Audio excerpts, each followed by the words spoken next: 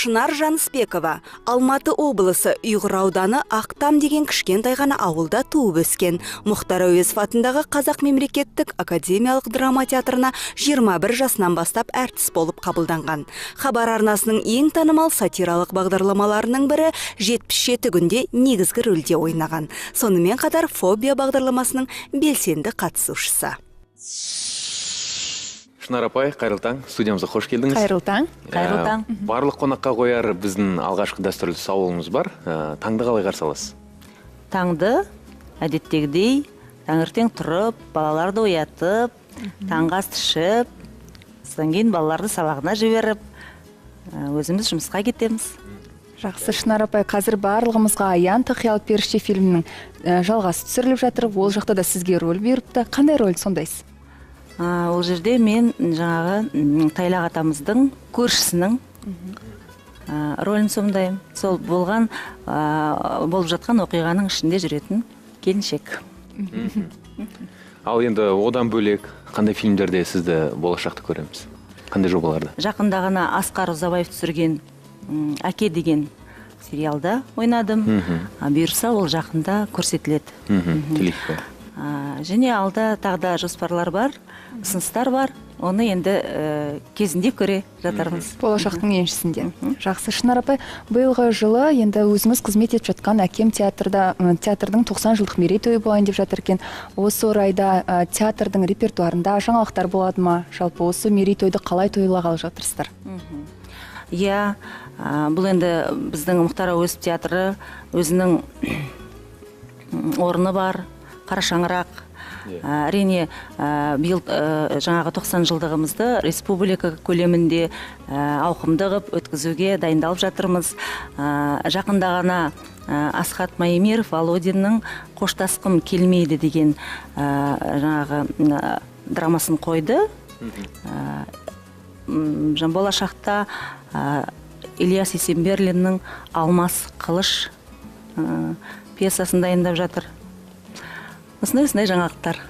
Жақсы, ал енді биылғы театр маусымында сізді қандай спектакль қойылымдарды көреміз? Жаңадан шыққан премьерада «Қоштасқым келмейтінде» ойнадым. Алдағы рөлдерімді енді оны уақыт көрсетеді. Әлі талай осы маусымның аяғына дейін тағы да спектакльдер алынады. Бұйырса бола жатармыз. Жақсы, Шынар апай, өзіңізді театр сахнасында көбінде салмақты рөлдерде көріп жатамыз. Өзіңізге қандай образ жақын? Әрине, классикалық, үлкен рөлдерде ойнау ол әр актрисаның арманы.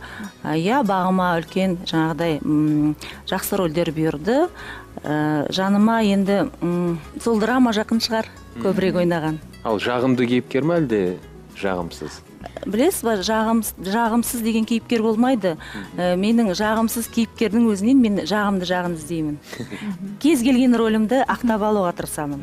Керемет. Ал енді әрбір актердің, әрбір актрисаның мына рөлді сомдасам деп армандап жүрген рөлі болады. Немесе мына рөлді менен басқа ешкім жақсы сомдай алмайтын сияқты дейтін бір рөлдерде болады. Сіз өзіңіздің сондай армандап жүрген рөліңіз бар ма? Және мүмкін оны сомдап та қойған шығарсыз? Мүмкін. Енді осыдан бұл сұрақ 10-15 жыл бұрын қойылса, мүмкін арманым қара көзді ойнау дермедім.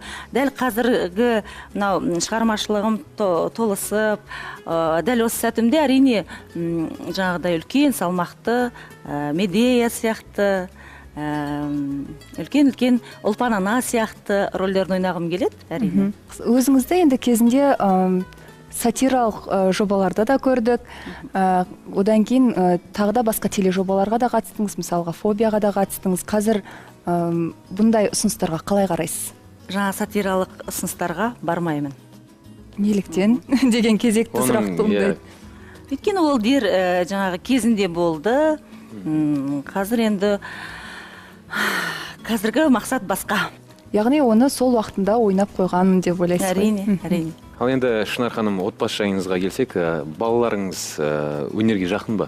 Жақын деп қатты айта алмаймын. Өйткені әрине кішкентай кездерінде киноға да түсті балаларым, жаңағы дубляж саласына да апарып қатыстырдым. Бірақ қазір енді есейіп қалды. Екеуінен де ондай құлшыныс жаңағыдай актер болсам немесе әнші болсам деген андай меніңше армандары жоқ.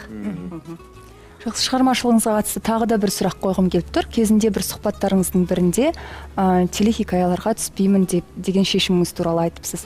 Бұл шешімді неліктен қабылдадыңыз?